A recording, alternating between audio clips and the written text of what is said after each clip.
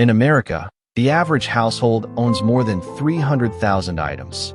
Yet one of the fastest growing industries is storage space for the things we can't even fit inside our homes. At the same time, personal debt has become a silent chain, binding millions to lives of quiet stress and compromise. But here's the paradox. Those who live with the least often walk with the lightest step and the strongest mind. What do they know that the rest of us have forgotten? In this video, we continue our journey into extreme minimalism, this time through the lens of financial simplicity. We'll uncover the frugal principles that don't just save money, but restore freedom, clarity, and resilience. These are not theories, but time-tested practices that shaped strong minds across generations. Stay with me, because in the next few minutes you'll discover how less money spent can mean more life lived, and why financial simplicity might be the most radical act of freedom you can choose today. Throughout history, strength of mind has rarely been tied to abundance. Instead, it has often been born from restraint, an ability to see money not as a master, but as a servant. In the world we live in today, where every street corner whispers an invitation to buy, and every screen hums with adverts promising happiness for a price, one principle of frugal minimalism cuts through the noise with startling clarity: conscious spending. Conscious spending is not about pinching every penny, nor is it about a life of denial. It is the art of deciding, with unwavering intent, where your money goes, and more importantly, where it does not. When practiced with consistency, it transforms finances from a source of hidden anxiety into a wellspring of freedom. It is here that financial simplicity begins. Consider the lives of early settlers who built their homes in the vast wilderness of North America. Their strength did not come from excess, but from a careful use of limited resources. Every nail, every stone, every grain was accounted for, because survival depended on discernment. In their frugality, they found resilience. Today, while our survival no longer hinges on how we ration firewood or flour, our peace of mind depends on the same principle: the discipline to spend only on what aligns with our values, and to turn away from what merely distracts. When this principle takes root, something remarkable happens. Stress, so often tied to money, begins to recede. The endless cycle of earning and spending, like a wheel that never stops turning, suddenly slows. You no longer measure worth in possessions or compare yourself to neighbors and strangers on screens. Instead, you measure it in freedom, in clarity, in the ability to direct your energy toward what endures. This is why frugal minimalism is not a retreat from life, it is a return to it. Financial simplicity is not found in wealth itself, but in the courage to choose enough, to resist the pull of more, and to build strength of mind from every decision we make. Conscious spending, in its quiet way, is the cornerstone of that freedom. When we think of wealth, we picture accumulation: more possessions, more income, more comfort. Yet history tells a different story, one often overlooked. True resilience, true strength of mind, has often emerged not from abundance, but from deliberate restraint. It is here that frugal minimalism reveals one of its deepest truths: that financial simplicity is not about how much you gather, but how well you endure with less. In the early 19th century, pioneers crossing the American frontier carried only what their wagons could bear. Every extra pound of iron or cloth meant greater strain on their oxen, slower progress across harsh plains, and a higher risk of failure. The strongest among them were not those who carried the most, but those who carried only what was essential and knew how to make the simplest tools serve multiple purposes. This wisdom of restraint was not poverty, it was strategy. It was wealth expressed in endurance, in knowing that the lighter load was often the greater advantage. Today, we too live in a world of heavy wagons, though ours are filled with monthly payments, credit obligations, and the constant pursuit of status through consumption. The weight may not be visible, but it presses on our minds, quietly draining energy and freedom. Frugal minimalism teaches us to unburden, to choose financial restraint not as deprivation, but as liberation. By stripping away the unnecessary, whether it be in used subscriptions, impulsive purchases, or the endless cycle of upgrades, We reduce the hidden weight that has become so normal we barely notice it. And when that weight is lifted, the results are startling. Decisions become clearer, opportunities more visible, and the mind less clouded by the fog of worry. In Restraint, we discover a kind of wealth that does not fluctuate with markets or depend on paychecks. It is the wealth of stability, of freedom from constant chase, of knowing that what you already have is not only enough, it is strong enough to support a life lived with clarity. Restraint, then, is not weakness. It is power in its quietest form, shaping a life of balance where financial simplicity becomes the truest form of strength. When money is mismanaged, it doesn't just empty bank accounts, it clouds the mind. The hidden cost of financial chaos is not measured in dollars, but in anxiety, in sleepless nights, and in the constant hum of worry that follows us through the day. Yet across time, those who practiced frugal discipline found something extraordinary. Simplicity in money management spilled over into simplicity of thought. Consider the practices of early Shaker communities in America. They lived modestly, built with precision, and spent sparingly, but their true strength was not just in what they saved. It was in the clarity their lifestyle produced. With few possessions and fewer financial demands, they directed their minds toward craftsmanship, music, and spiritual focus.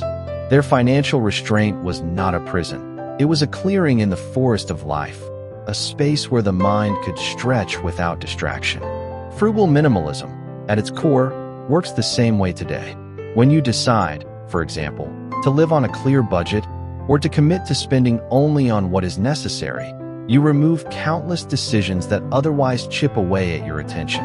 Should I buy this? Should I upgrade that? How will I cover the cost of this indulgence? Each of these small frictions clutters the mind. But with simple, frugal habits, clear boundaries, deliberate purchases, intentional savings, you create a quiet order. The result is not just financial stability, but mental clarity. Thoughts sharpen when they are not weighed down by endless calculations and regrets. Anxiety softens when bills are predictable, when debt no longer lurks in the background, when every dollar has a purpose. In this simplicity, the mind finds room to rest. Creativity returns. Focus deepens. The constant buzz of worry gives way to a quiet steadiness. This is the often overlooked gift of financial simplicity. It trains the mind as much as it balances the ledger. Frugal habits are not merely about surviving on less. They are about living with more attention, more calm, and a clearer sense of direction. In this clarity lies one of the strongest forms of freedom we can know. The greatest illusion of modern life is that money alone buys freedom.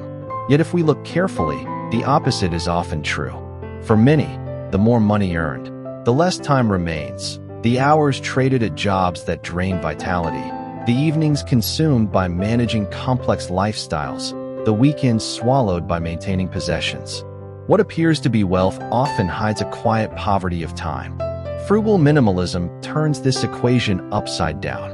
By reducing financial demands, it releases the most precious resource we have, our hours. Think of the farmers and homesteaders of early America. They lived without excess, not by choice alone, but by necessity. Yet within that simplicity, they carried something many of us crave today: unbroken time with family, unhurried meals, long evenings spent in reflection or community rather than rushing to catch up with obligations. Their financial simplicity was not a limitation. It was the foundation of their freedom to experience time fully. When we apply this principle today, the effect is just as powerful.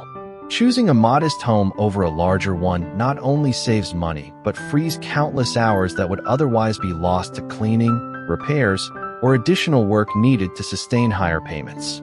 Cooking simple meals instead of chasing constant dining out doesn't just stretch the budget. It restores time for presence at the table.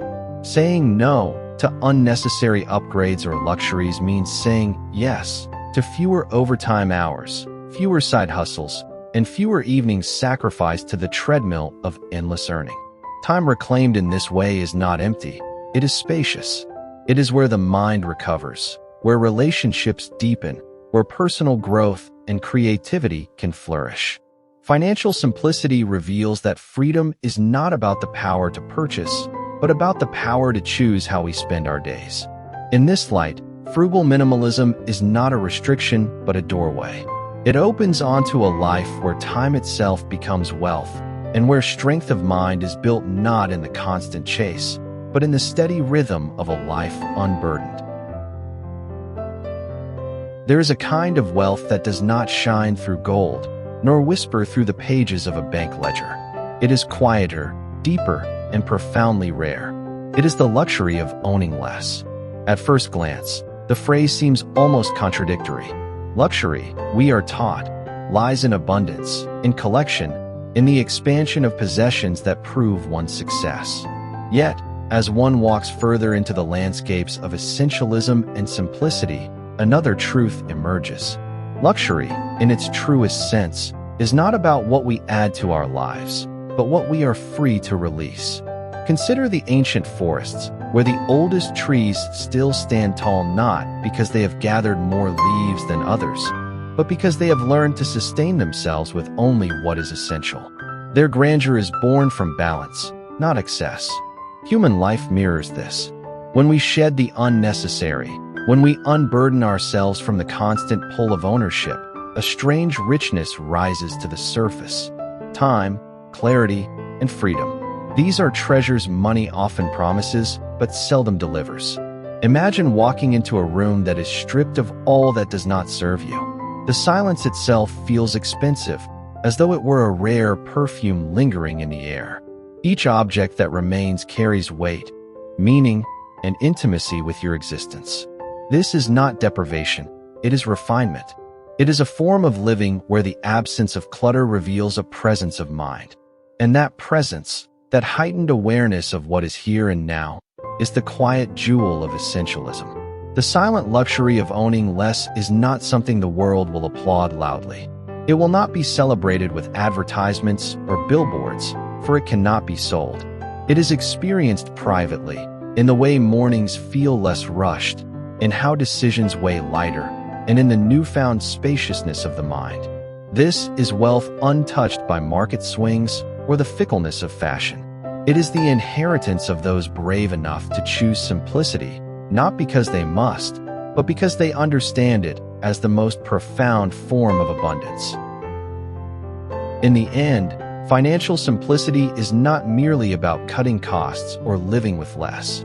It is about reclaiming sovereignty over your own life. When you pare down the excess and align your resources with what truly matters, money ceases to be a tyrant and becomes a trusted companion. You discover that strength of mind comes not from possessions, but from clarity, from the steady pulse of knowing what is enough. In a world forever shouting at us to chase more, there is profound courage in standing still and choosing less. If this journey resonates with you, do not let it end here. On this channel, there are deeper pathways waiting to be explored, tales of elderly wisdom, where the voices of time itself offer guidance, and reflections on the hollow era, where we confront the illusions of modern excess. Each story and lesson is a step further into understanding how simplicity shapes not just our finances, but the very fabric of a meaningful life. So I invite you, continue wandering with me. Watch, listen, and allow these ideas to seep slowly into your own way of being. For wisdom, like simplicity, is not seized in haste, but gathered gently over time.